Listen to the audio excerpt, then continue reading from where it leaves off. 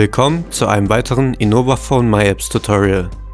In diesem Video zeigen wir Ihnen, wie Sie in wenigen Schritten Personenbenutzer sowie Firmenkonten im Portal MyInnovaphone anlegen, um die MyApps Cloud-Lösung nutzen zu können.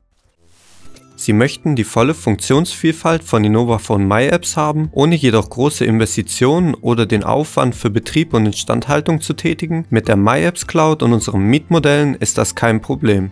Registrieren Sie sich unter MyInnovaphone und stellen eine Lösung zusammen, die perfekt auf Ihr Unternehmen abgestimmt ist. Egal ob Softwaremiete on-premises, Hardwaremiete oder vollumfänglicher Cloud-Betrieb. Gehen Sie zunächst in Ihrem Webbrowser auf my.innovaphone.com. Unter dem 3-Punkte-Menü rechts oben lassen sich die Spracheinstellungen jederzeit beliebig ändern. Um das Portal nutzen zu können, wird ein Personenbenutzerkonto benötigt. Falls Sie bereits einen MyInnovaphone-Zugang besitzen, können Sie diesen selbstverständlich auch weiterhin nutzen und die Registrierung überspringen. Bei der Registrierung ist es wichtig, dass die von Ihnen hinterlegte E-Mail-Adresse personengebunden und einer Unternehmensdomain zugehörig ist. E-Mail-Adressen, bei denen der Lokalteil nicht eindeutig einer Person zugeordnet ist, können nicht verwendet werden. Bitte beachten Sie unsere Hinweise zur Dateneingabe und klicken danach auf Personenbenutzerkonto anlegen. Füllen Sie die einzelnen Felder aus und bestätigen Ihre Angaben, die Datenschutzhinweise und die Nutzungsbedingungen. Drücken Sie im Anschluss auf Weiter.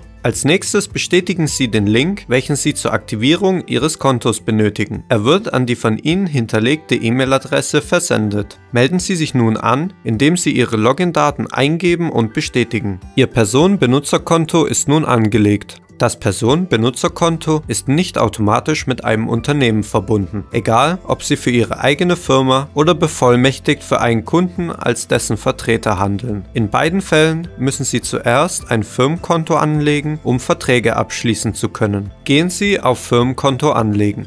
Nach Bestätigung der Datenschutzhinweise wählen Sie aus, in welchem Namen Sie handeln. Handeln Sie in Vertretung Ihres Kunden, das heißt mit einer Vollmacht, so müssen Sie zusätzlich zu den Firmeninformationen auch den Namen und die E-Mail-Adresse des Vollmachtgebers hinterlegen. Bestätigen Sie die Richtigkeit Ihrer Angaben und stimmen den Nutzungsbedingungen zu. Klicken Sie im Anschluss auf Firma erstellen. Die von Ihnen im Firmenkonto hinterlegte Person erhält ebenfalls einen Bestätigungslink, um sich auch bei MyInnovaphone zu registrieren. Oben links im Bild können Sie jetzt sehen, welche Firmen Sie aktuell administrieren, sowie den Status von Verträgen, Nutzer des Firmenkontos und Lizenzen, welche Sie verwalten.